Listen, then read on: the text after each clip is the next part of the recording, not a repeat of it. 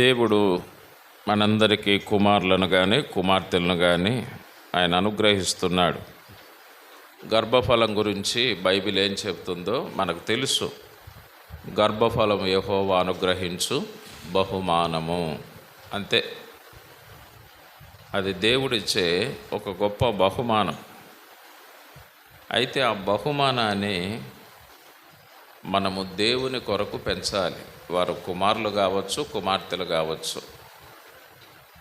ఆ బహుమానాలను మనం ఏం చేయాలి? దేవుడిచ్చిన బహుమానాన్ని దేవుని కొరకై మనం పెంచాలి. అది ఎవరి బాధ్యత అంటే తల్లిదండ్రుల బాధ్యత. ఎవరి బాధ్యత? తల్లిదండ్రుల బాధ్యత. అది పాస్టర్ల బాధ్యత కాదు, సండే స్కూల్ టీచర్ల బాధ్యత కాదు. కొన్నిసార్లు పాస్టర్ల గురించి, సండే స్కూల్ టీచర్ల గురించి మా పిల్లలను బాగా ఇది చేయలేదు అంటూ ఉంటాము. వాళ్ళ దగ్గర ఉంటే ఒక గంట సేపే పాస్టర్ ప్రసంగం కానీ, సండే స్కూల్ టీచర్ల టీచింగ్ కానీ ఒక గంట సేపే ఉంటుంది. మిగతా అంతా మన దగ్గరే ఉంటారు. మన పిల్లలు మన దగ్గరే ఉంటారు. కాబట్టి ఒక గంట ఉన్న వాళ్ళ దగ్గర వాళ్ళు బాధ్యతగా ఉండాలని మనం కోరుకుంటాం. కానీ 24 గంటలు మనతో ఉండే పిల్లల విషయంలో మనం మాత్రం బాధ్యతగా ఉండం. చూసారా? ఒక గంట చర్చికి పోతే ఏం చెప్పినాడయ్యా పాస్టర్ అంటాం. సండే స్కూల్కి పోతే ఏం చెప్పినాడయ్యా టీచర్లు అంటాం. వాళ్ళ దగ్గరికి పోయేది ఒక గంట. 24 గంటలు మన దగ్గర ఉంటారు. మనం ఏం చెప్తున్నాం, మనం ఏం చేస్తున్నాం అనేది మనం ఒక ప్రశ్నించుకోవాలి ఎప్పుడైనా మన పిల్లల విషయం. చాలాసార్లు మన పిల్లల విషయంలో మనకు బాధ్యత లేకుండా అందరూ బాధ్యత కలిగి లేరు అని చెప్తూ ఉంటాం. అది చాలా పొరపాటు అవుతుంది. నీ పిల్లల విషయంలో నీవే బాధ్యుడుగా ఉండాలని బైబిల్ చెబుతా ఉంది. తల్లిదండ్రులు బాధ్యులుగా ఉండాలని బైబిల్ చెబుతూ ఉంది. చూడండి, నేను కాదు చెబుతున్నది, బైబిలే చెబుతుంది. చూస్తారా ఒకసారి?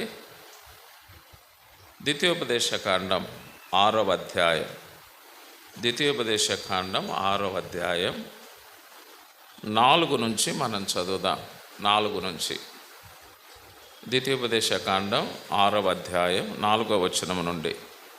ఇశ్రాయేలు వినుము, మన దేవుడైన యెహోవా అద్వితీయుడగు యెహోవా నీ పూర్ణ హృదయముతోనూ, నీ పూర్ణ ఆత్మతోనూ, నీ పూర్ణ శక్తితోనూ నీ దేవుడైన యెహోవాను ప్రేమింపవలెను. నేడు నేను నీకు ఆజ్ఞాపించి ఈ మాటలు నీ హృదయములో ఉండవలెను. నీవు నీ కుమారులకు వాటిని అభ్యసింపజేసి నీ ఇంట కూర్చుండునప్పుడును, త్రోవన నడుచున్నప్పుడును, పండుకొనున్నప్పుడును, లేచున్నప్పుడును వాటిని గూర్చి మాట్లాడవలెను.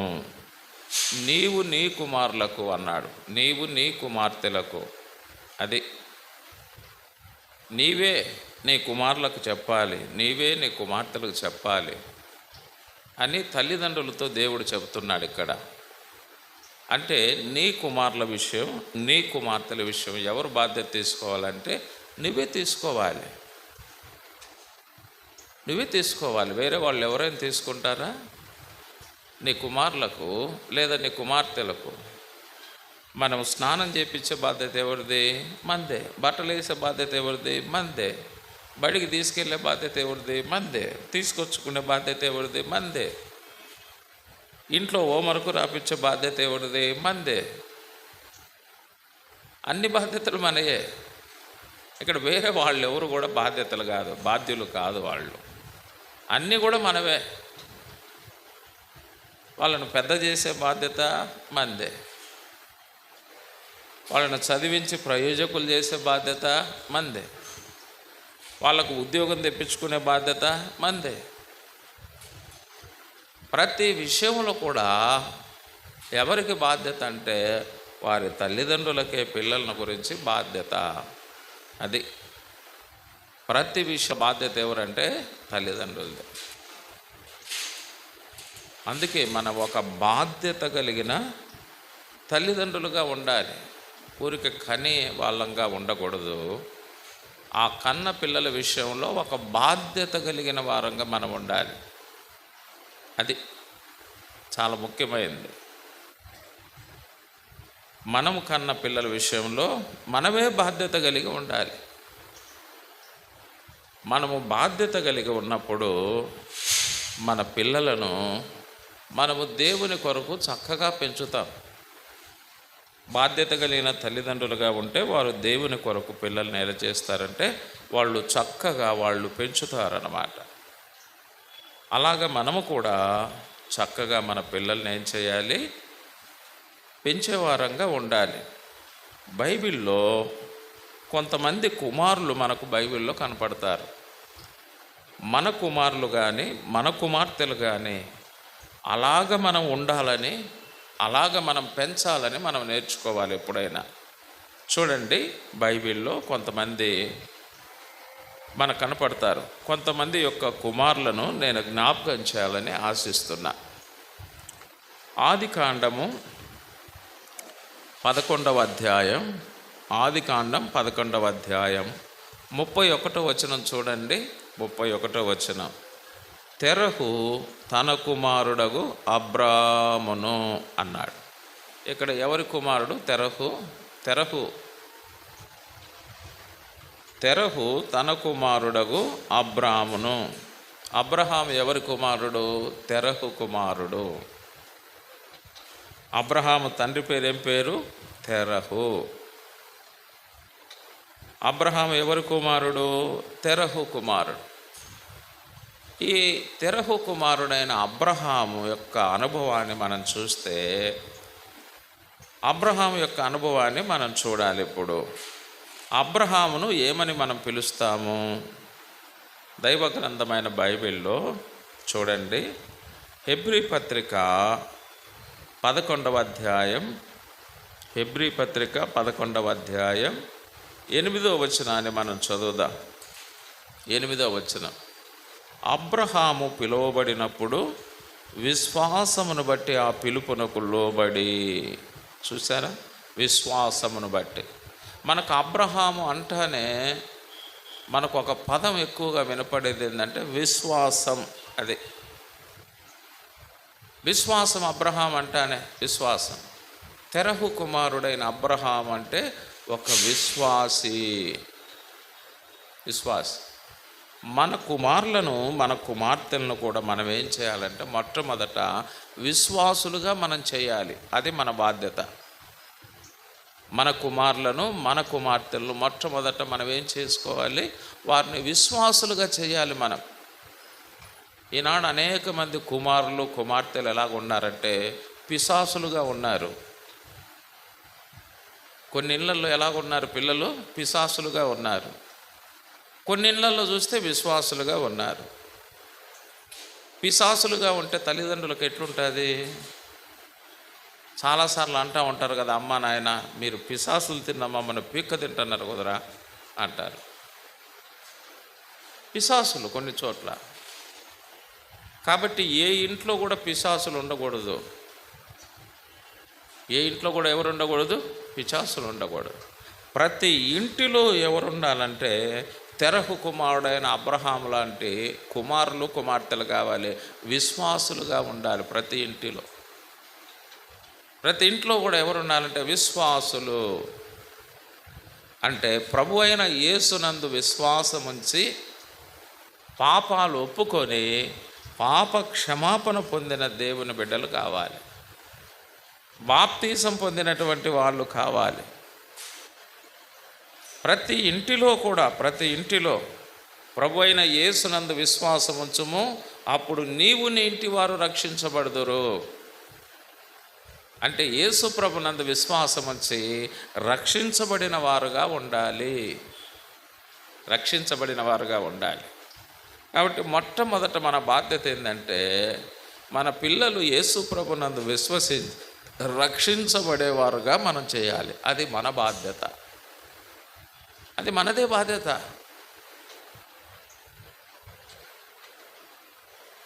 ఎవరిదో కాదు ఆ బాధ్యత, మన బాధ్యత. అదే తెరహు కుమారుడైన అబ్రహాము విశ్వాసమును బట్టి అనే మాట. కాబట్టి నా ప్రియమైన సహోదరి సహోదరులారా, మన పిల్లలు, మనము కన్న పిల్లలు పిచాసులుగా ఎప్పుడు ఉండకూడదు, వాళ్ళు విశ్వాసులుగా ఉండాలి. అది మొట్టమొదటి మన బాధ్యత. నా కుమారుడు, నా కుమార్తె ఒక విశ్వాసి, అది మొదటి విషయం. నా కుమారుడు, నా కుమార్తె రక్షించబడి ఉన్నారు, ఇది మన బాధ్యత నెంబర్ 1. కాబట్టి వారు ఏం కావాలంటే విశ్వాసులు, రక్షించబడిన వారు కావాలి, నరకం తప్పించుకునేవారు కావాలి, పరలోకం చేరేవాళ్ళు కావాలి. వాళ్ళు ఒక విశ్వాసి అంటే రక్షించబడిన వ్యక్తి, నరకం తప్పించుకునే వ్యక్తి, పరలోకం చేరే వ్యక్తి. అది మన బాధ్యత మొట్టమొదట. కాబట్టి ప్రియమైన తల్లిదండ్రులారా, మీ పిల్లల విషయంలో ఈ బాధ్యత మీరు నెరవేర్చారా? ఇంకా ఒకవేళ ఈ బాధ్యత మీరు నెరవేర్చకపోతే ఆ బాధ్యత మీదే ఆ బాధ్యత. నీ పిల్లలు రక్షించబడలేదంటే నువ్వే దేవునికి జవాబు చెప్పాలి,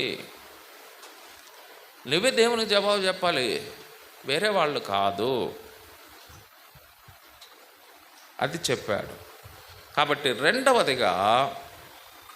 రెండవదిగా విశ్వాసులైన పిల్లలను రెండవదిగా మనం ఏం చేయాలంటే, అబ్రహాము కుమారుడైన ఇస్సాకు ఉన్నాడు చూడండి.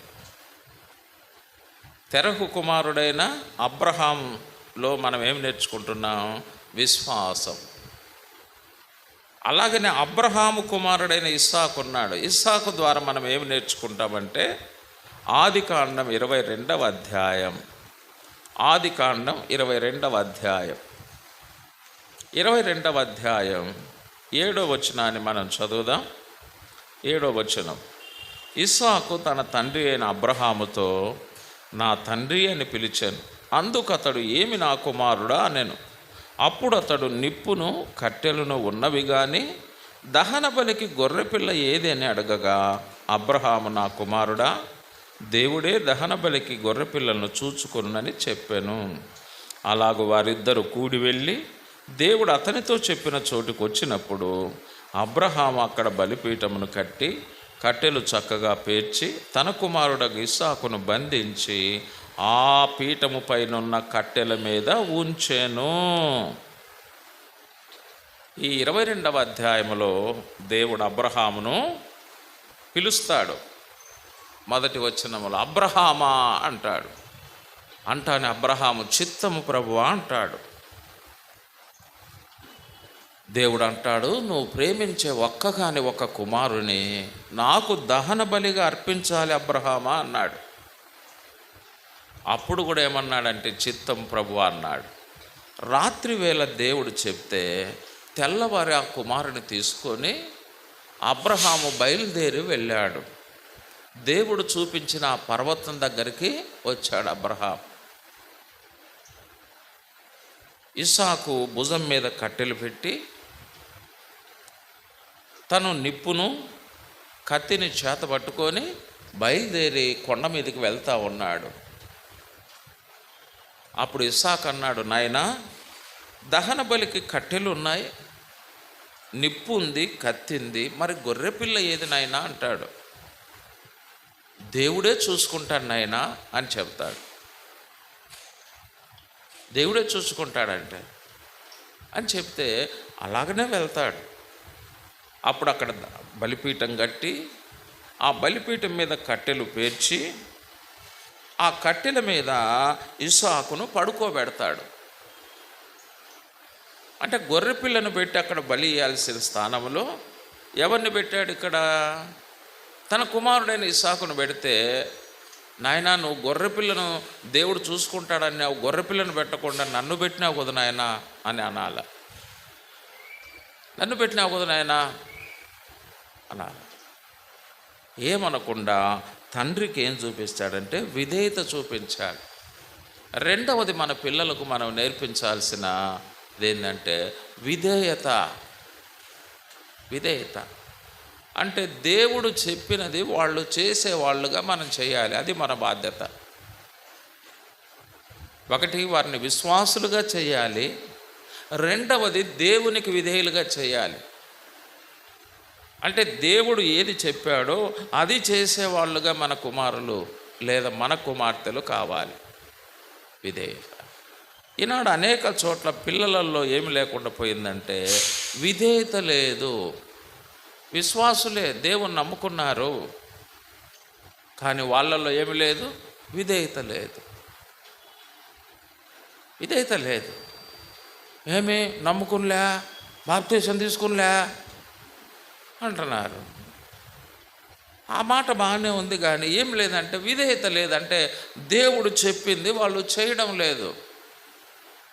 ఇస్సాకు ద్వారా మనం ఏం నేర్చుకుంటామంటే విధేయత.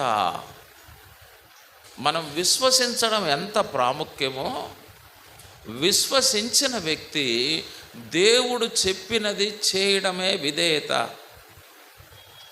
ఒకటి, మనం విశ్వాసం ద్వారా మనం రక్షించబడతాము, నరకం తప్పించుకుంటాము విశ్వాసం ద్వారా. విధేయత ద్వారా ఈ భూమి మీద మనం జీవించేటప్పుడు ఆశీర్వాదం పొందుకుంటాం. చాలామందికి ఏంటంటే యేసుప్రభు నందు విశ్వసించి రక్షించబడి నరకం తప్పించుకున్నారు, పరలోకంలో స్థలం సంపాదించుకున్నారు విశ్వాసం ద్వారా. అది ఒక అనుభవం. అయితే విధేయత ద్వారా మనం ఈ భూమి మీద దేవుని యొక్క ఆశీర్వాదాలు పొందాలంటే విధేయత కావాలి. అంటే దేవుడు ఏం చెబుతాడో దాన్ని మనం చేయాలి. దేవుడు చెప్పింది మనం చేయకుండా ఈ భూమి మీద మనము ఉన్నట్లయితే, అవిధేయులుగా ఉంటే ఈ భూమి మీద దేవుని యొక్క ఆశీర్వాదాలు మన జీవితాల్లో మనం చూడలేం.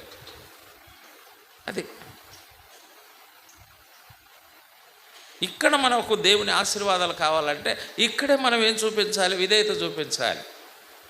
యేసు ప్రభు శిష్యులకు నేర్పించిన ప్రార్థనలో పరలోకములో నీ చిత్తం నెరవేరినట్లు భూమి యందు నీ చిత్తము నెరవేర్చబడునుగాక అన్నాడు.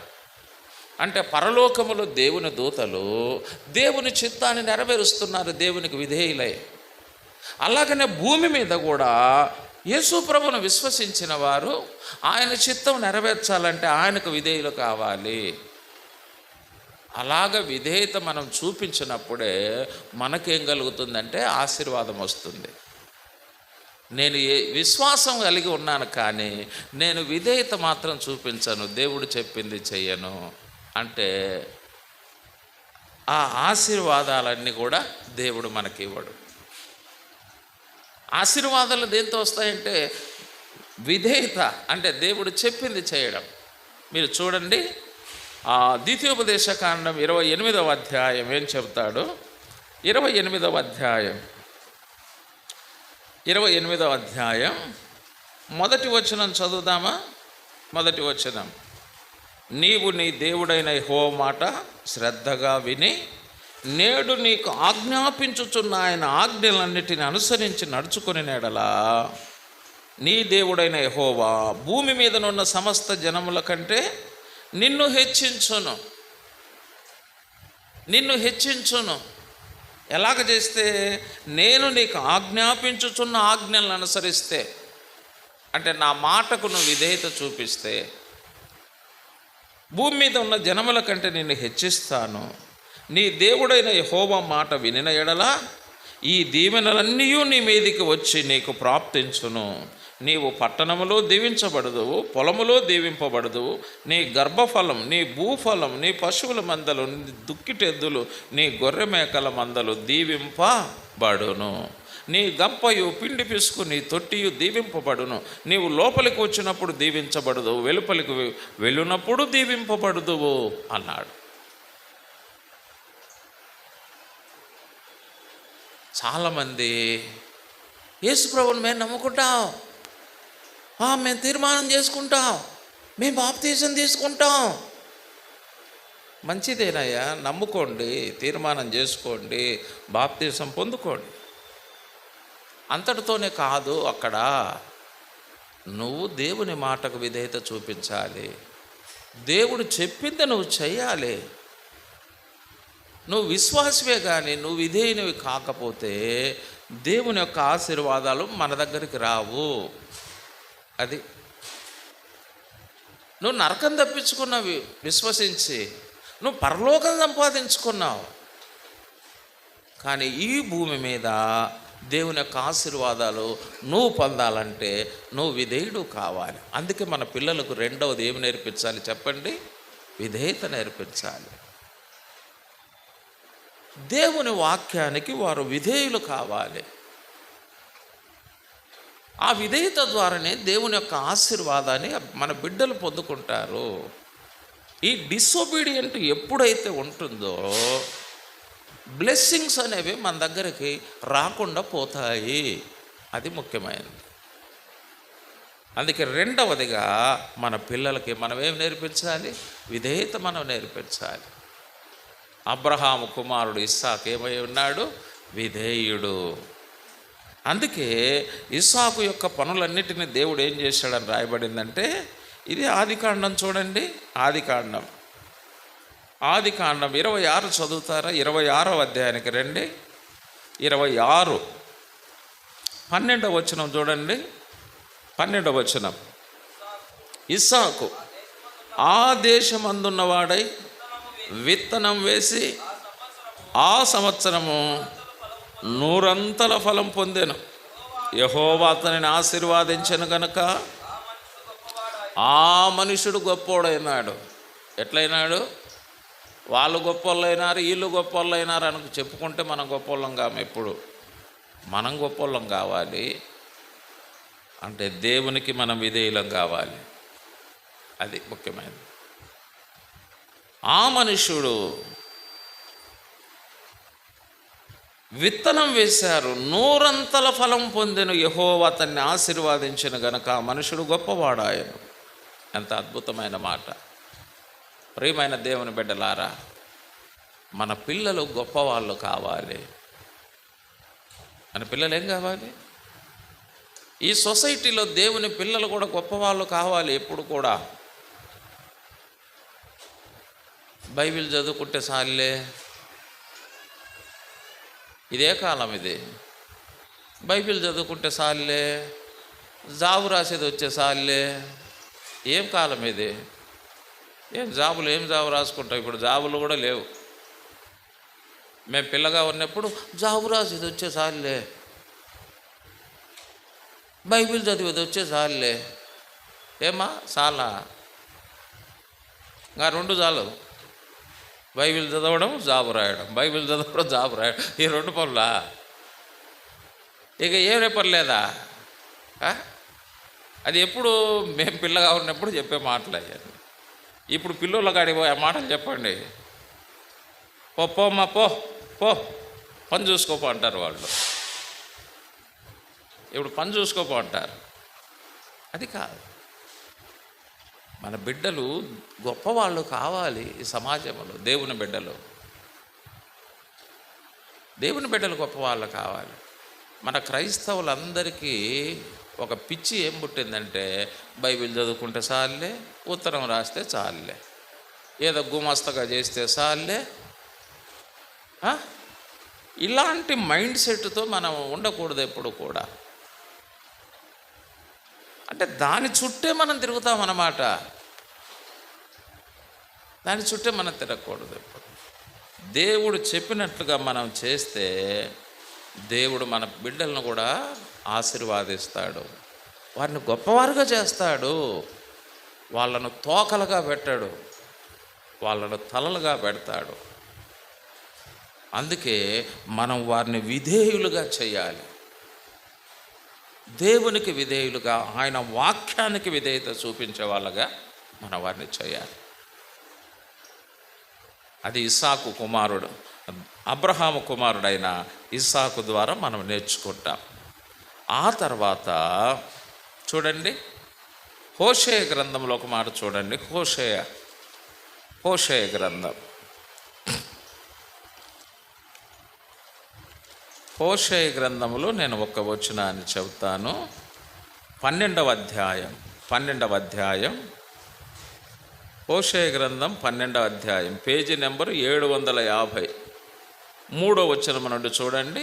3వ వచనము నుండి: తల్లి గర్భమందు యాకోబు తన సహోదరుని మడిమెను పట్టుకొనెను. మగసిరి గలవాడై అతడు దేవునితో పోరాడెను. దూతతో పోరాడి జయమొందెను. అతడు కన్నీరు విడిచి బతిమాలెను. బేతేలులో ఆయన అతనికి ప్రత్యక్షమాయెను. అక్కడ ఆయన మనతో మాట్లాడెను. ఇక్కడ యాకోబు గురించి రాయబడింది. అతడు ఏం చేశాడంట? దేవునితో పోరాడెను.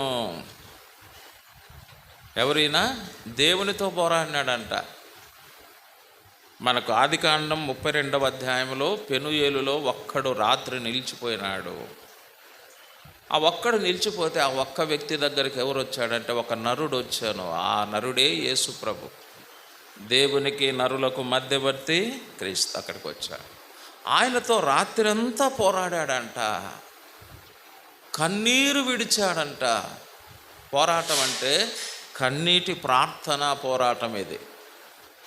దేనికోసం అంటే నన్ను ఆశీర్వాదించు, నన్ను ఆశీర్వాదించు, నన్ను ఆశీర్వాదించని రాత్రి అంతా కన్నీరు గార్చే ప్రార్థన చేశాడు. దేవుడు అన్నాడు, నీ పేరు ఏం పేరు చెప్పు బాబు అంటే పేరు చెప్పకుండానే ఆశీర్వాదం కోరుకున్నాడు. కానీ నాకు పేరు చెప్తేనే నేను ఆశీర్వాదిస్తా అన్నప్పుడు పేరు చెప్పడానికి ఇష్టపడలేదు. అందుకే దేవుడు ఒక దెబ్బ కొట్టాడు. దెబ్బ కొడతానే నా పేరు యాకోబు అన్నాడు. అప్పుడు దేవుడు అన్నాడు, ఇక నుండి నీ పేరు యాకోబు కాదు, నీ పేరు ఇశ్రాయేలు అని దేవుడు ఆశీర్వాదించాడు. అతడు కన్నీరు విడిచి మగసిరి గలవాడై పోరాడాడు అన్నాడు. మగసిరి అంటే ఏంటంటే దేవుని దగ్గర కన్నీళ్లు విడిచి ప్రార్థన చేయడం. అది మనుషుల దగ్గర కన్నీళ్లు గార్చడం కాదు మగసిరితనం. దేవుని దగ్గర కన్నీళ్లు గార్చడం. ఆ పోరాడి ఏం చేశాడంట? విజయం సాధించాడు. యాకోబు ద్వారా మనం ఏమి నేర్చుకుంటామంటే విజయాన్ని నేర్చుకుంటాం. విజయం ఎలా సాధించుకున్నాడు? కన్నీళ్లు విడిచి దేవుని దగ్గర ప్రార్థించాడు. ప్రార్థనా పోరాటం ఆయనది. మనము కూడా ఏ పోరాటం చేయాలి? ప్రార్థనా పోరాటం. కొన్నిసార్లు పిల్లలు ఇంట్లో అమ్మ నాయనతో పోరాటం చేస్తూ ఉంటారు. నాకు అది కావాలా, నాకు ఇది కావాలా, అది కావాలా, ఇది కావాలా, ఇది ఇస్తావా లేదా, వాళ్ళ నాయన చూడి, వాళ్ళ అమ్మ చూడి అని వాళ్ళ నీళ్ళని చూపిస్తూ ఉంటారు. ఈ తల్లిదండ్రులతో పోరాడుతూ ఉంటారు. తల్లిదండ్రులతో కాదు పోరాడాల్సింది. ఎవరితో పోరాడాలి? దేవునితో పోరాడాడు కన్నీళ్లు విడిచి. తనకి ఏమి కావాలనో దేవుని దగ్గర కన్నీళ్లు గార్చి అడిగాడు. మన పిల్లలను కూడా మనం ఏమి చెప్పాలంటే, ఒరే మమ్మల్ని అడిగితే మా దగ్గర ఉండేదే మేము ఇస్తాము, నీకు కావలసినవన్నీ మేము ఇవ్వలేమురా, నీకు కావలసినవన్నీ ఇచ్చేవాడు ఎవరంటే దేవుడు. నువ్వు ఆయన కాళ్ళు పట్టుకొని కన్నీళ్లు గార్చురా అని చెప్పాలి మనం. ఎవరి కాళ్ళు పట్టుకొని? దేవుని కాళ్ళు. అమ్మ నాయన కాళ్ళు పట్టుకుంటే కాక వాళ్ళు ఏం చేయగలుగుతారు? వాళ్ళు ఏమి ఇవ్వగలుగుతారు? వాళ్ళ దగ్గర ఉండేదే ఇవ్వగలుగుతారు. కానీ మనం ఆశించినవి వాళ్ళు ఇవ్వలేరు తల్లిదండ్రులు. కొన్నిసార్లు తల్లిదండ్రులను పీడిస్తూ ఉంటాం, మనం ఏడిపిస్తూ ఉంటాం. నాకు అది కావాలా, ఇది కావాలా, ఇది కావాలా, నాకు సెల్ ఫోన్ కావాలా, నాకు మోటార్ సైకిల్ కావాలా, జీన్స్ ప్యాంట్ కావాలా, ఇదిగో వాళ్ళు చూడు ఇట్లున్నారు, ఇల్లు చూడు ఇట్లున్నారు. చాలామంది చోట్ల ఇదే పిల్లలకు వాళ్ళ ఇదే. దేవుని దగ్గర కన్నీళ్లు కార్చాలి. దేవుని దగ్గర కన్నీళ్లు కార్చరా. నీకు ఏమి కావాలో ఆయన ఇస్తాడు. ఏం కావాలో ఇస్తాడు. మగసిరి గలవాడై కన్నీరు గార్చి దేవుని దగ్గర ప్రార్థించాడు. అదే ప్రార్థనా పోరాటం. పోరాడి జయమొందెను అంటే తనకు కావలసిన ఆశీర్వాదాన్ని దేవుని దగ్గర నుంచి తెచ్చుకున్నాడు. ఆశీర్వాదాన్ని ఎక్కడి నుంచి తెచ్చుకున్నాడు? మా అమ్మను తిప్పలు పెట్టి తెచ్చుకున్నా, మా నాయన్ను తిప్పలు పెట్టి తెచ్చుకున్నా, మా మామను మాట్లాడే మాటలకు తిప్పలు పడి ఇచ్చినాడు, మా ఎత్త తిప్పలు పడి ఇచ్చింది.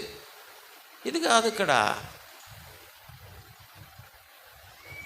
అంటే వాళ్ళ నాన్నక ఇబ్బందులు పెడితే వాళ్ళు తిప్పలు పడి విసుగు పుట్టి పో దరిద్రుడా అలా అని మనకు పడేస్తే మనకేం దాని ద్వారా ఉపయోగం ఏమన్నా ఉందా? ఏమన్నా ఉపయోగం ఉందా దాని ద్వారా? ఇతరులు విసుక్కొని, అది తల్లిదండ్రులే కావచ్చు, అత్తమాంగారే కావచ్చు, ఎవరైనా వాళ్ళని విసికిచ్చి మనం తీసుకుంటే దాని ద్వారా మనకి ఎప్పుడు క్షేమం కలగదు. దేవుని ద్వారా కన్నీళ్ళు ఇడిచి మనం పొందుతామే, అదే మనకు ఆశీర్వాదం. కన్నీరు విడిచి పోరాడి జయమొందెను. తనకేం కావాలో దేవుని ద్వారా పొందుకున్నాడు యాకోబు అంటే విజయం. ఒకప్పుడు అపజయముతో కూడిన జీవితం జీవించిన వాడు. ఒకప్పుడు తన జీవితం ఏంది? అపజయం. అతని ఉద్దేశం ఏంటంటే నాయన ద్వారా పొందాలనుకునేవాడు ఒకప్పుడు, అన్న ద్వారా పొందాలనుకునేవాడు ఒకప్పుడు, మామ ద్వారా పొందాలనుకునేవాడు ఒకప్పుడు. ఇప్పుడు నా దేవుని ద్వారా పొందాలనుకున్నాడు, నేర్చుకున్నాడు పాఠం. అది అతని జీవితం. నాయన ద్వారా పొందాలని నాయన దగ్గరికి పోయి నేను ఏశావునని చెప్పినాడు. అన్న ఆకలితో ఉంటే అన్న ద్వారా పొందడానికి జ్యేష్ఠత్వం తీసుకున్నాడు. మామ ద్వారా పొందడానికి అక్కడికి వెళ్ళి మందను కాసి మందను తెచ్చుకున్నాడు. అంటే ఒకప్పుడు తన దృష్టి ఏంటంటే నాయన మీద ఉండేది, అన్న మీద ఉండేది, మామ మీద ఉండేది. ఇప్పుడు ఆయన దృష్టి మారిపోయింది, దేవుని మీదకి వచ్చేసింది. ఒరే, వాళ్ళ ద్వారా పొందింది నేను ఆశీర్వాదం కాదురా. నాయన ఆశీర్వాదం ఇచ్చినాడు, తర్వాత ఏడ్చినాడు వాడు మోసం చేసినాడని. అన్న జ్యేష్ఠత్వం ఇచ్చినాడు, తర్వాత ఏడ్చినాడు. మామ మందం తీసుకొని వచ్చినాడు, మామ బాధపడినాడు. అతనికి అర్థమైపోయింది. మరి ఇది ఆశీర్వాదం కాదురా, ఇది ఆశీర్వాదం కాదు. నిజమైన ఆశీర్వాదం దేవుని దగ్గర ఉంది. అందుకే మనం ఎప్పుడు ఇతరుల మీద మనం ఎప్పుడు ఆశ పెట్టుకోకూడదు. మా నాయన ఏమిస్తాడో, మా అన్న ఏమిస్తాడో, మా మామ ఏమిస్తాడో, వాళ్ళేమిస్తారో, వీళ్ళేమిస్తారో, వాళ్ళేమిస్తారో,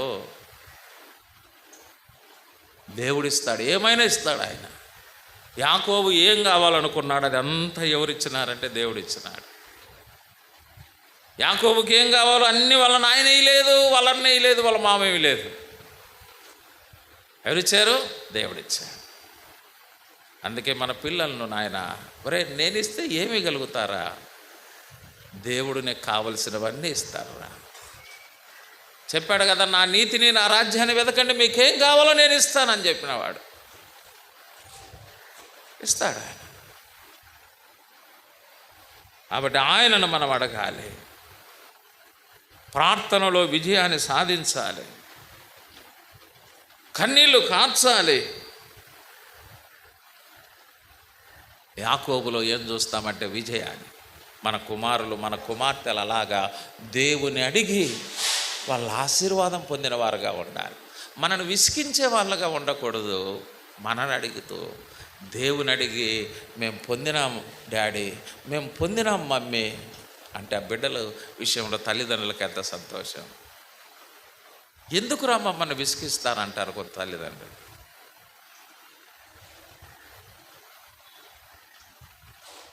అది అలాంటి పిల్లలుగా మన పిల్లలను మనం ఏం చేయాలి? పెంచాలి. అది చెప్పాడనమాట. ఆ తర్వాత చూడండి, మరొక కుమారుడు, యాకోబు కుమారులు 12 మంది ఉంటే ఈ 12 మందిలో 11వ వ్యక్తి యొక్క జీవితం చాలా ప్రత్యేకమైన జీవితం. 11వ వ్యక్తి యొక్క జీవితము చాలా ప్రత్యేకమైన జీవితం. 12 మంది కుమారులలో 11వ వాడు ఉన్నాడే, ఆ 11వ వాడే యేసేపు. చూడండి, యేసేపు గురించి మనకు బాగా తెలుసు. అతని గురించి ఒక మాట నేను జ్ఞాపకం చేస్తున్నా. 12వ వచనం, 39వ అధ్యాయం 12వ వచనం ఏమి రాయబడింది? అప్పుడు ఆమె అతని వస్త్రం పట్టుకొని తనతో శయనింపుమని చెప్పగా అతడు తన వస్త్రమును ఆమె చేతులు విడిచిపెట్టి తప్పించుకొని బయటికి పారిపోయెను. ఇక్కడ యేసేపు యొక్క జీవితాన్ని మనం చూస్తే అతడు పాపానికి దూరంగా పరిగెత్తుతున్నాడు, పారిపోతున్నాడు. యాకోబు కుమారులలో 11వ కుమారుడైన తనకు పాపం చేయడానికి ఒక అవకాశం వస్తే ఈ యవనస్తుడు ఏం చేస్తున్నాడంటే ఆ పాపానికి దూరంగా పరిగెత్తిపోతూ ఉన్నాడు. సహజంగా పాపానికి దగ్గరగా పరిగెత్తే వాళ్ళు యవనస్తులైతారు. పాపానికి దూరంగా పరిగెత్తా ఉన్నాడంటే ఇతను పరిశుద్ధమైన జీవితాన్ని జీవించేవాడు. మరొకటి, మన పిల్లలను కూడా మనము పరిశుద్ధులుగా మనం పెంచవలసిన అవసరం ఉంది. ఎందుకంటే ఈ పాప లోకములో మనం ఉన్నదంతా పాపలోకంలోనే. ఎక్కడ పాపంలో పడిపోతారో మనకు తెలీదు. అందుకే వారిని మనము దేవుడు పరిశుద్ధుడై ఉన్నట్లుగా మన పిల్లలను పరిశుద్ధులుగా మనం పెంచవలసిన బాధ్యత ఉంది.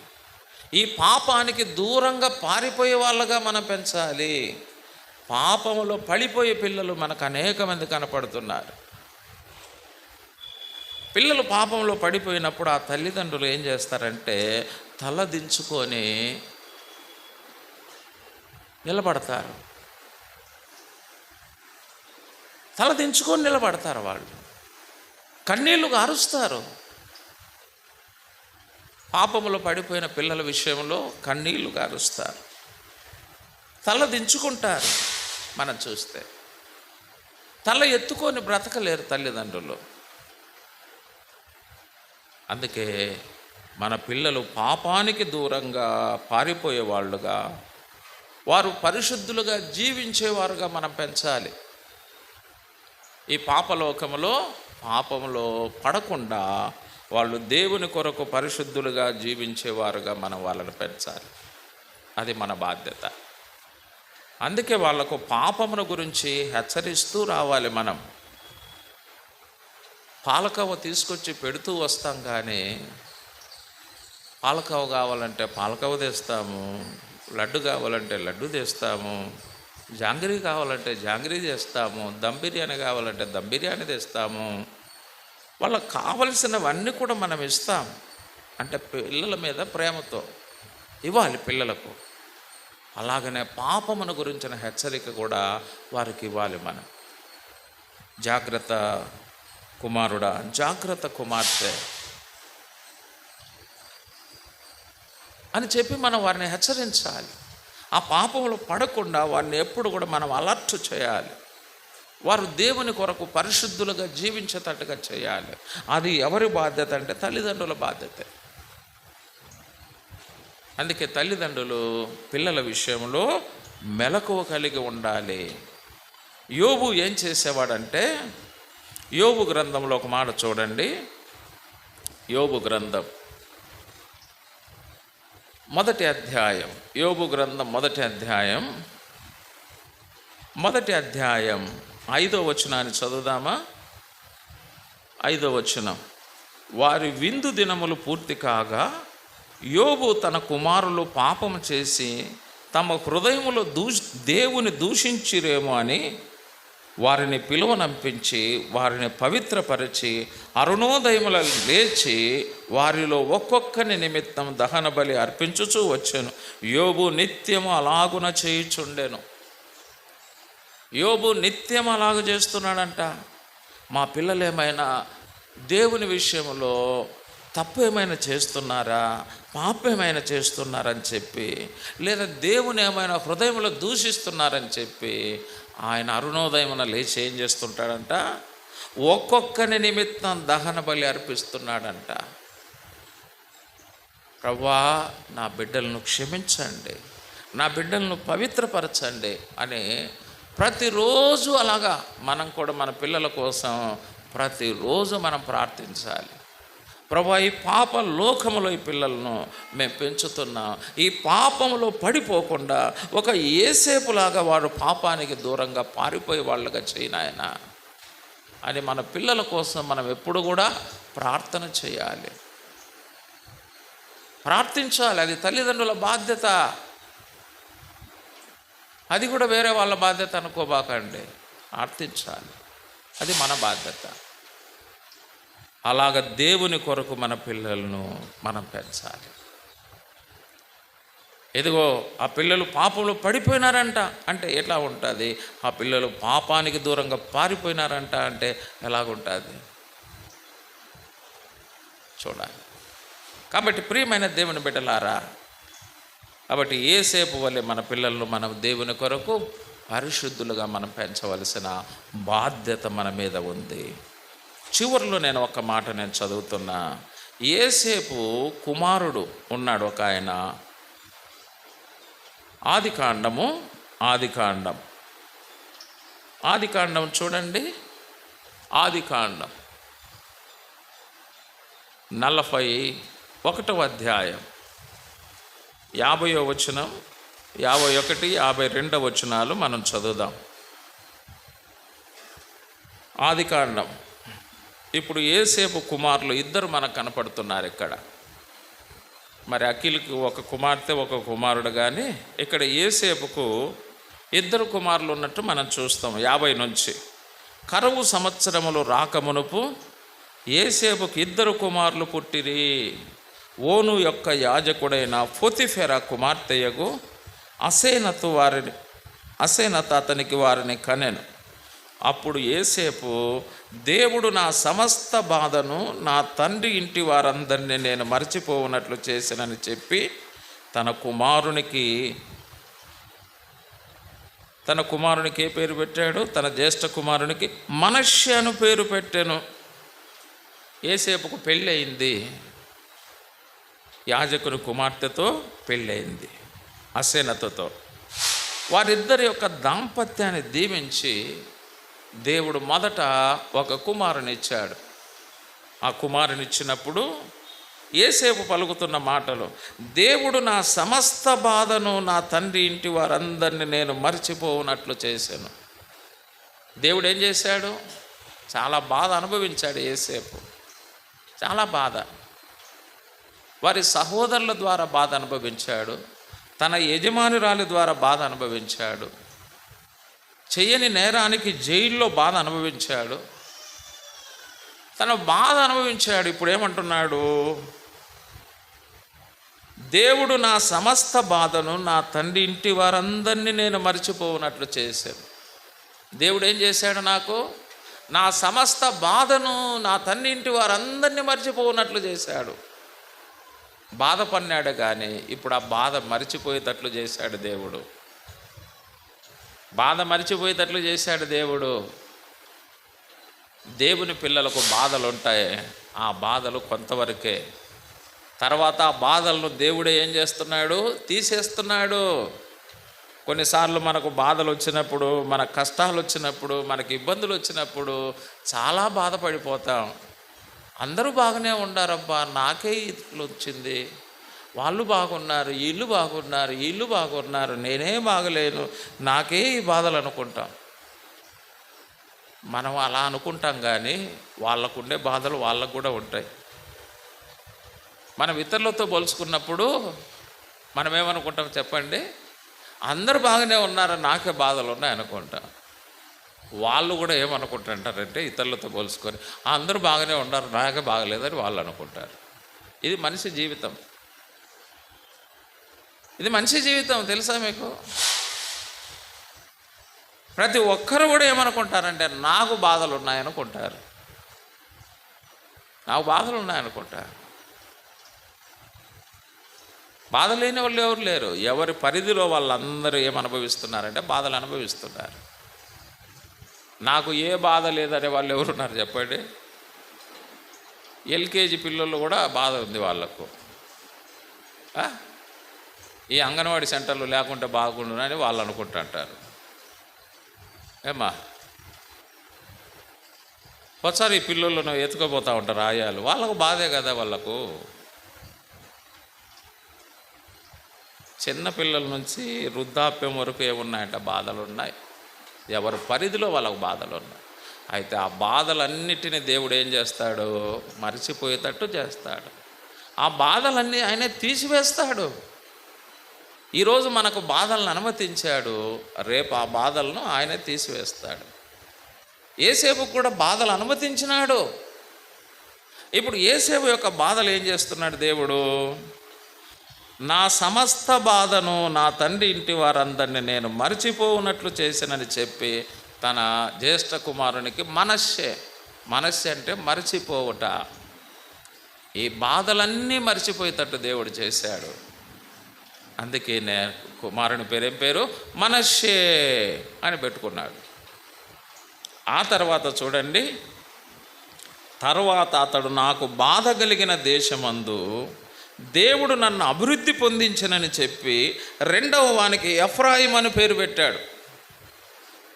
ఎక్కడైతే బాధ అనుభవించాడో, అవమానం అనుభవించాడో, ఆవేదన అనుభవించాడో, తిరస్కారం అనుభవించాడో, అక్కడే దేవుడు ఏం చేశాడంట?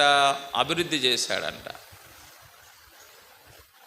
చూసండి, కొన్నిసార్లు మన జీవితాల్లో కూడా ఎక్కడైతే ఆ బాధను అనుభవిస్తామో, ఎక్కడైతే అవమానాన్ని అనుభవిస్తామో, ఎక్కడైతే ఆవేదనను అనుభవిస్తామో, ఎక్కడైతే తృణీకారాన్ని మనం అనుభవిస్తామో, అక్కడే దేవుడు మనల్ని ఏం చేస్తాడంటే ఆయన అభివృద్ధి చేస్తాడు.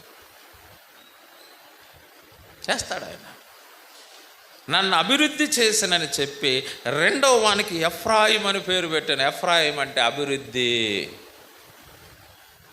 ఎఫ్రాయిం అంటే అభివృద్ధి. మన పిల్లలు కూడా ఏం కావాలి? మన పిల్లలు బాధలు మరిచిపోయే పిల్లలు కావాలి.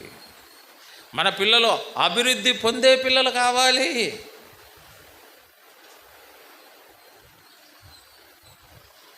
అభివృద్ధి పొందే పిల్లలు కావాలి. ఎక్కడైతే నేను బాధ అనుభవించాను అక్కడే దేవుడు నన్ను అభివృద్ధి పరిచాడు. అందుకే నా రెండవ కుమారుని పేరు ఎఫ్రాయిం. ఎఫ్రాయిం అంటే అభివృద్ధి. మన పిల్లలు కూడా ఏం కావాలి? యేసేపు కుమారుడైన ఎఫ్రాయిం అంటే అభివృద్ధి. అభివృద్ధి. మన పిల్లలు ఏం కావాలి? అభివృద్ధిలోకి రావాలి. అది మన కోరిక. మన కోరిక. అందుకే మన పిల్లలు అభివృద్ధిలోకి రావడానికి తల్లిదండ్రులమైన మనము తగినట్టుగా వారిని మనం పెంచాలి. తగినట్టుగా మనం పెంచాలి. ఎలాగ పెంచాలి అంటే 115వ కీర్తన 13వ వచనం చదవండి. 115, 13. ఆ పిన్నలనేమి పెద్దలనేమి తన యందు భయభక్తులు గల వారిని యెహోవా ఆశీర్వాదించును. యెహోవా మిమ్మును మీ పిల్లలను వృద్ధి పొందించును, అభివృద్ధి పొందించును. మిమ్మల్ని మీ పిల్లలను ఆయన అభివృద్ధి పొందిస్తాడు. ఇప్పుడు పిన్నలనేమి పెద్దలనేమి తన యందు భయభక్తులు గల వారిని అంటే మన పిల్లలను ఎలాగ పెంచాలంటే భయభక్తుల్లో పెంచాలి. అది వారికి భయం ఉండాలి. రెండవది భక్తి ఉండాలి. పిల్లలందరికీ భక్తి ఉంటుంది. భక్తి ఉంటుంది. చర్చి కాడికి వచ్చి ఇట్టిట్టు అనుకునే భక్తి. కొంతమంది చర్చిలను చూస్తానే ఈ భక్తి. మెడలో సిలువ ఉంటుంది, నోట్లో బీడి ఉంటుంది, పైన స్టార్ ఉంటుంది, కింద బార్ ఉంటుంది. క్రిస్మస్ వచ్చేలకు పైన ఏమో స్టార్ పెట్టింటారు, ఇంట్లో ఏమో అందరిని పిలుచుకొచ్చుకొని బారు పెట్టుకుంటారు. ఇది భక్తి కాదు. ఇది భక్తిహీనత అంటారు దాన్ని. భక్తి ప్రతి మతంలో భక్తి ఉంది. టెంపుల్స్ దగ్గరికి పోతే వాళ్ళు ఇట్లా గుంజీలు తీస్తూ ఉంటారు, తెలుసా మీకు? ఆ టెంపుల్స్ దగ్గర మసీదు దగ్గరికి పోతే ఇట్లా అంటూ ఉంటారు, తెలుసా మీకు? చర్చిల దగ్గరికి వస్తే ఇట్లా అంటాము. అంటే ఇది సాధారణమైన భక్తి, ఇది మత భక్తి అంటారు దాన్ని. మత భక్తి అన్ని కమ్యూనిటీలో ఉంటుంది. భయం ఉండాలి, భయం. యెహోవా యందు భయభక్తులు అంటే చెడుతనాన్ని విసర్జించుట, చెడుతనాన్ని అసహించుకొనుట, చెడుతనానికి దూరంగా జీవించుట, అది భయం. మతభక్తి కలిగి ఉండడం ద్వారా ఉపయోగం లేదు. దైవ భయాన్ని మనం కలిగి ఉండాలి. 3 కోతి బొమ్మలను అక్కడక్కడ పెట్టింటారు, తెలుసా? చెడు మాట్లాడకండి. నోరుందని చెప్పి ఏదంటే అది మాట్లాడతాం. చెడు మాట్లాడకూడదు. కళ్ళు ఉన్నాయని చెప్పి చెడు చూడకూడదు. చెవులు ఉన్నాయని చెప్పి చెడు వినకూడదు. ఆ కోతి బొమ్మలను పెట్టింటారు అక్కడక్కడ పార్కులలోనే ఎక్కువగా అన్ని చెడు పనులు చేస్తూ ఉంటారు కాబట్టి ఆ పార్కులలోనే పెట్టింటారు ఆ కోతి బొమ్మలను. చెడు మాట్లాడకండి, చెడు చూడకండి, చెడు వినకండి అని చెప్తాడు. అంటే చెడుకు దూరంగా ఉండండి. మీరు చెడ్డ పనులు చేయడానికి ఇక్కడికి రావాకండి. అదే ఆడ సందేశం. పార్కులలో అప్పుడప్పుడు కెమెరాలలో బంధిస్తూ ఉంటారు, చూడండి. పార్కులకు వచ్చినారు, ఇలా చేసినారు, అలా చేసినారు అని చూసారా? యెహోవా యందు భయభక్తులు కలిగి ఉండడం అంటే చెడుతనాన్ని విసర్జించుట, చెడుకు దూరంగా జీవించుట, దేవునికి దగ్గరగా జీవించుట. అలాగ ఉండుట ద్వారా పిన్నలనేమి పెద్దలనేమి తన యందు భయభక్తులు గలవారిని యెహోవా ఆశీర్వాదిస్తాడు. మిమ్మల్ని మీ పిల్లలను అభివృద్ధిలోకి తీసుకొస్తాడు. అది ఎక్కడ మనం బాధ అనుభవించామో అక్కడే అభివృద్ధిలోకి రావాలంటే అక్కడ మనం భయభక్తుల్లో మనం ఉండాలి. మన పిల్లలు ఉండాలి, మనకు భయభక్తులు ఉండాలి, మన పిల్లలకు భయభక్తులు ఉండాలి. అప్పుడు మనల్ని మన పిల్లలను కూడా ఏం చేస్తాడు? ఆయన అభివృద్ధి చేస్తాడు. మనకు భయభక్తులు లేకుండా మన పిల్లలకు భయభక్తులు లేకుండా ఉంటే, మతభక్తి కలిగి ఉంటే మనకు అభివృద్ధి అనేది అక్కడ దొరకదు. మతభక్తి కాదు, భయభక్తులు మనం కలిగి ఉండాలి. ఎక్కడైతే నేను బాధ అనుభవించానో అక్కడే దేవుడు నన్ను ఏం చేశాడు? అభివృద్ధి చేశాడు. మన పిల్లల అభివృద్ధి మనం కన్నులారా చూడాలి. ప్రతి తల్లిదండ్రులకు ఏం కోరిక ఉంటుంది చెప్పండి అమ్మా? ఏం కోరిక ఉంటుంది చెప్పండి? ఒకే కోరిక, నేను బ్రతికుండగా నా పిల్లల యొక్క అభివృద్ధి చూడాలన్నదే తల్లిదండ్రుల యొక్క కోరిక. వేరే కోరికలు ఏముండవు తల్లిదండ్రులకు, నాకు తెలిసి. ఇతరత్వమైన కోరికలు ఏ తల్లికి ఏ తండ్రికి ఉండవు. నేను బ్రతికుండగా నా పిల్లలు ఏం కావాలి? అభివృద్ధి చెందాలి. అది నేను కన్నులారా చూడాలి. అదే తల్లిదండ్రులు కోరుకుంటారు. ఆ కోరిక నెరవేరాలని వాళ్ళు కోరుకుంటారు. అందుకే మన కోరికలు నెరవేర్చబడాలి. మన తృష్ణ, మన అపేక్ష, మన ఆకాంక్షలు నెరవేర్చబడాలి. అంటే మన పిల్లలను మనం ఏం చేయాలి? అభివృద్ధిలోకి రావాలంటే భయభక్తుల్లో మనం పెంచాలి. కొన్నిసార్లు పిల్లలు పుట్టినప్పటి నుంచి ఎలా ఉంటారంటే అన్నీ భక్తిహీనమైన పనులే. ఇదిగా మీ మామ వచ్చినాడు, మామా నీ కూతురు నాకు ఇస్తావు అని అడుగు, మామని అడుగు అంటే వాడికి వచ్చి రాని మాటలతో మీ కూతురు నాకు ఇస్తావు అంటాడు వాడు. ఇవి మనం నేర్పించేటన్నీ, మనం నేర్పించేటి ఇటువంటి అన్నమాట. మామ వచ్చినాడు, ఏం తెచ్చినాడు అడుగు, ఏం తెచ్చినాడు అడుగు, చైన్ తెచ్చినాడు అడుగు, చైన్ తెచ్చినా మామా. ఇవే మనం అన్నీ నేర్పించే. అంటే ఇంకా పుట్టినది మొదలుకొని సచ్చేంత వరకు ఇవే మనం నేర్పించే. మీ ఇంటికి వచ్చే నాకేమిచ్చావు, మా ఇంటికి వచ్చే ఏం తెచ్చావు, ఇదేనా? ఇవే కదా మనం అన్నీ నేర్పించేది. అడుగడుగు మామ మీ ఇంటికి వచ్చా మామ ఏమిచ్చావు, మా ఇంటికి వచ్చావు మామ ఏం తెచ్చావు.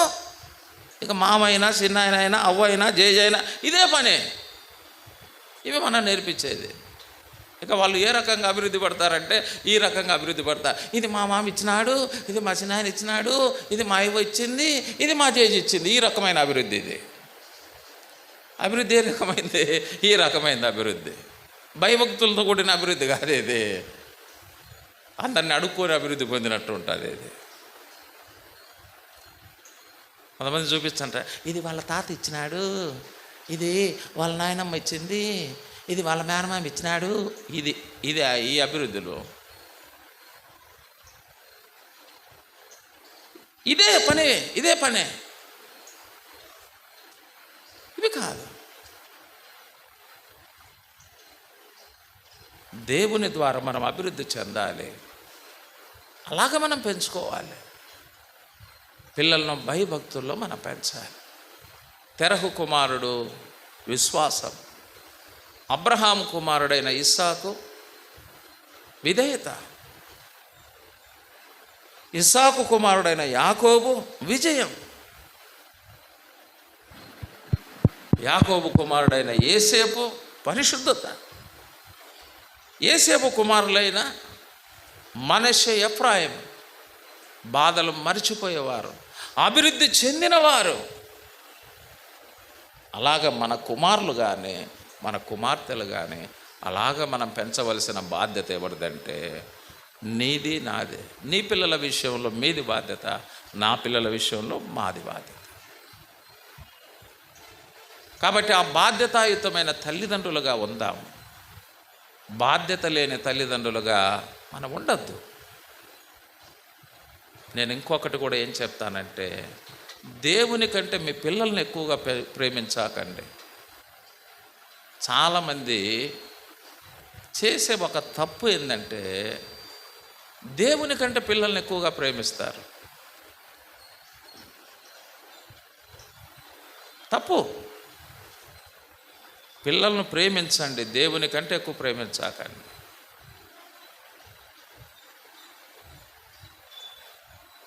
పిల్లలను దేవుని కంటే ఎక్కువ ప్రేమించాక ఆయనకు మొదటి స్థానం ఇవ్వండి. మీరు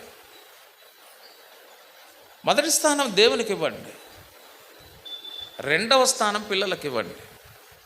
అది చాలాసార్లు దేవుని స్థానంలో పిల్లలు తీసుకొచ్చి పెడుతున్నాం. దేవుడు అంటాడు, నాకంటే నీ పిల్లలను ఎక్కువగా గొప్ప చేశావు, నేను అందుకే నిన్ను తృణీకరిస్తున్నా అంటాడు ఏలీతో. కొన్నిసార్లు మన పిల్లలను దేవుడు తృణీకరిస్తాడు దేవుని కంటే ఎక్కువగా మనం ఎంచితే.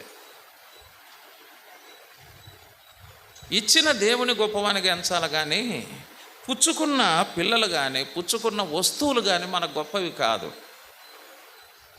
ఇచ్చిన దేవుడు గొప్పవాడు, ఆయనను గొప్ప చేయాలి. మన పిల్లలు కూడా మా తల్లిదండ్రులు దేవుని గొప్ప చేసేవాళ్ళు అనేది వాళ్ళకు పడాలి. అప్పుడు వాళ్ళ పిల్లలకు కూడా వాళ్ళు అదే నేర్పిస్తారు. వాళ్ళ పిల్లలు కూడా వాళ్ళు అదే నేర్పిస్తారు.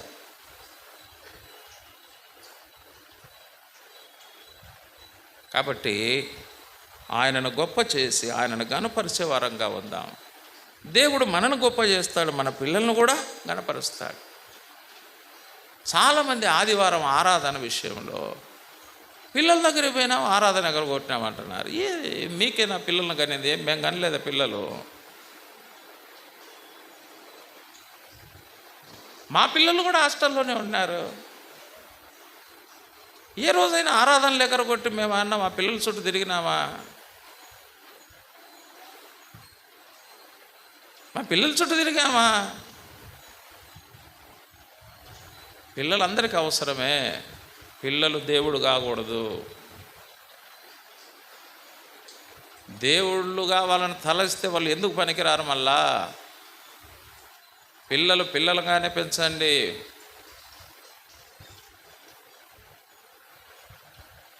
దేవుని కంటే ఎక్కువ చేస్తే వాళ్ళు పనికి మారినోళ్ళు అవుతారు. నేను చెప్తున్నా, పనికి మాలినోళ్ళు అవుతారు.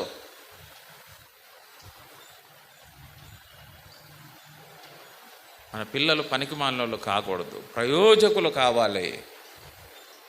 మన కుటుంబానికి, మన సంఘానికి, సమాజానికి వాళ్ళు ప్రయోజకులు కావాలి. దేవుని ప్రాధాన్యత దేవునికే, పిల్లల ప్రాధాన్యత పిల్లలకే, బంధువుల ప్రాధాన్యత బంధువులకే, స్నేహితుల ప్రాధాన్యత స్నేహితులదే. ఎవరిని పోగొట్టుకోమని నేను చెప్పాను. కానీ దేవుని స్థానాన్ని ఇంకొకరికి ఇస్తే అది మన కుటుంబాలకు తీవ్రమైనటువంటి నష్టాన్ని తెచ్చిపెడుతుంది. దయచేసి అటువంటి పనులు ఎప్పుడూ చేయకుండా దైవ చిత్తానుసారంగా పిల్లలను పెంచండి. దైవ చిత్తానుసారమైన ఆశీర్వాదాలు పొందేటట్టుగా పెంచండి. దేవుని మహిమార్థమై మనము మన బిడ్డలు ఉండడానికి దేవుడు తన కృపనిచ్చి మనందరినీ నడిపించునుగాక. ఆమేన్. మరి ఇప్పుడు అఖిల్ అదేవిధంగా గాయత్రి ముందుకు వచ్చినట్లయితే మనం ఆ నామకరణ కార్యక్రమాన్ని జరిగిస్తాం.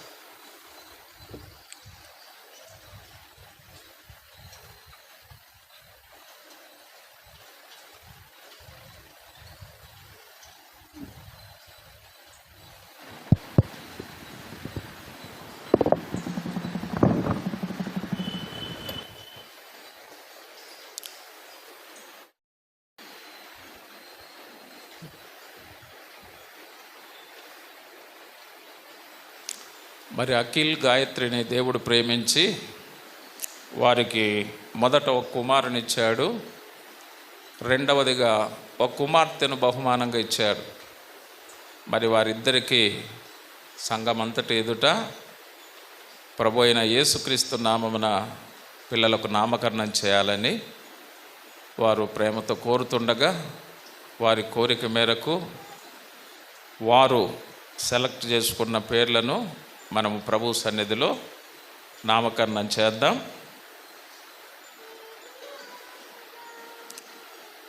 పేరు పెట్టేస్తాం.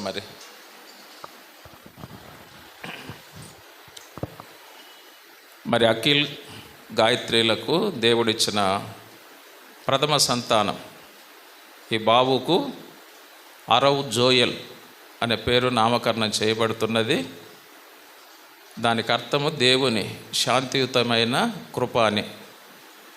ఈరోజు నుంచి ఈ బాబు అరవ్ జోయల్గా పిలువబడుతున్నాడు. మీకు అరవ్ అనేది అర్థం కాకపోతే అది అరవంగా తలంచగాకండి, జోయల్ అని మీరు పిలవవచ్చు.